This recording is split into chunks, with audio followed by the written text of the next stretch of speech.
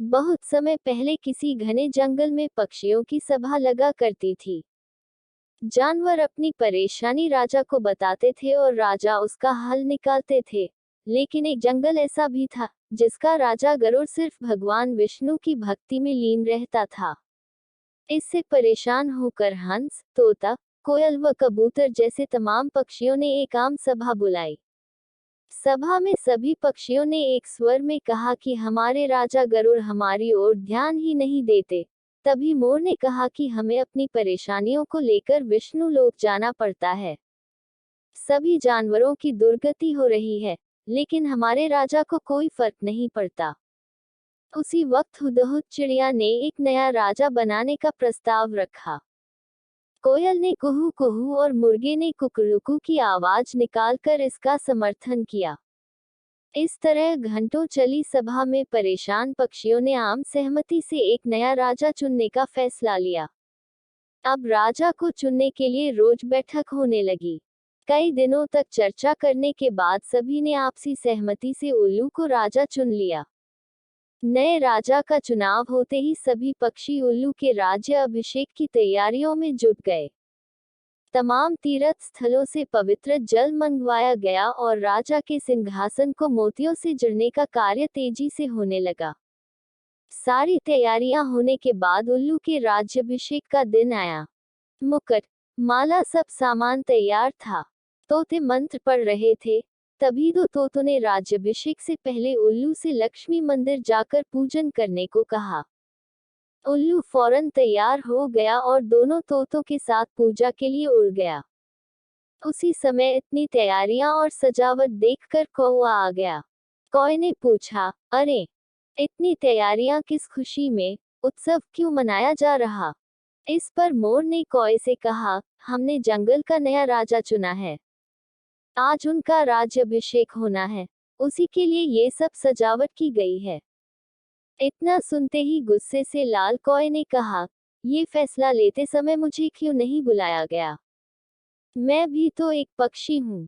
इस बात का जवाब तुरंत मोर ने देते हुए कहा, यह फैसला जंगली पक्षियों की सभा में लिया गया था। अब तुम तो बहुत दूर इंसानों के शहर और गांव में जाकर बस गए हो।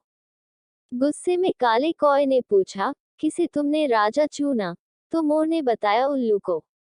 ये सुनते ही कौवा और गुस्सा हो गया। वो अपना सिर जोर जोर से पीटकर काव काव करने लगा। मोर ने पूछा, अरे, क्या हुआ तुम्हें? कौवे ने कहा, तुम सब बहुत मूर्ख हो। उल्लू को राजा चुन लिया, जो दिन भर सोता और जिसे सिर्फ रात में दिखाई देता। तुम अपनी परेशानी किसके पास लेकर जाओगे?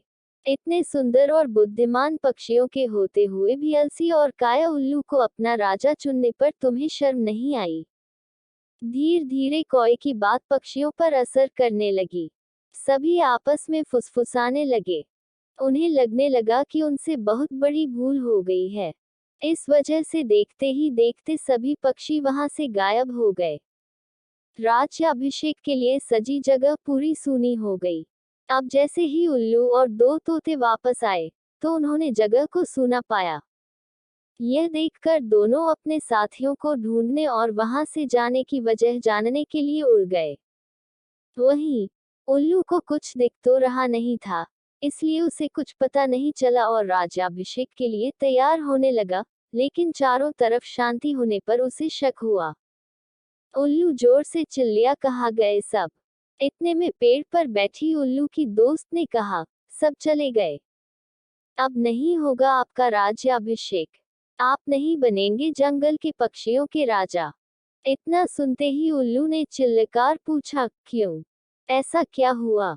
उल्लू की दोस्त ने बताया, एक कौवा आया और उसने सभी को पट्टी पढ़ाई। इसी वजह से सब यहाँ से चले गए। बस वही कौवा यहाँ पर है। ये सुनते ही उल्लू का राजा बनने का सपना चकनाचूर हो गया। दुखी उल्लू ने कौवे से कहा, तूने मेरे साथ ऐसा क्यों किया? लेकिन कौवे ने कोई जवाब नहीं दिया। इतने में उल्लू ने ऐलान कर दिया, आज से कौवा मेरा दुश्मन है। आज से सभी कौवे उल्लुओं के दुश्मन होंगे और ये दुश्मनी कभी खत्म नहीं होगी। इतना कहकर उल्लू उड़ गया। उल्लू की धमकी सुनकर कौवा बहुत परेशान हो गया और कुछ देर तक सोचने लगा। इस दौरान उसके मन में हुआ कि बेकार ही उसने उल्लू से दुश्मनी मोल ली। उसे काफी पछतावा भी हुआ, लेकिन अब वो कुछ नहीं कर सकता था, क्योंकि बात बिगड़ चुकी थी। इसी सोच में कौवा वहां से उड़ गया। तब से उल्लू और कौवे की दुश्मनी चलती आ रही है। इसलिए मौका मिलते ही उल्लू कौओं को मार देते हैं और कौवे उल्लुओं को। कहानी से सीख: दूसरों के मामलों में हस्तक्षेप करना भारी पड़ सकता है। दूसरों का काम बिगाड़ने की आदत उम्र भर की दुश्मनी दे सकती है। इसलिए अपने काम से काम रखना चाहिए।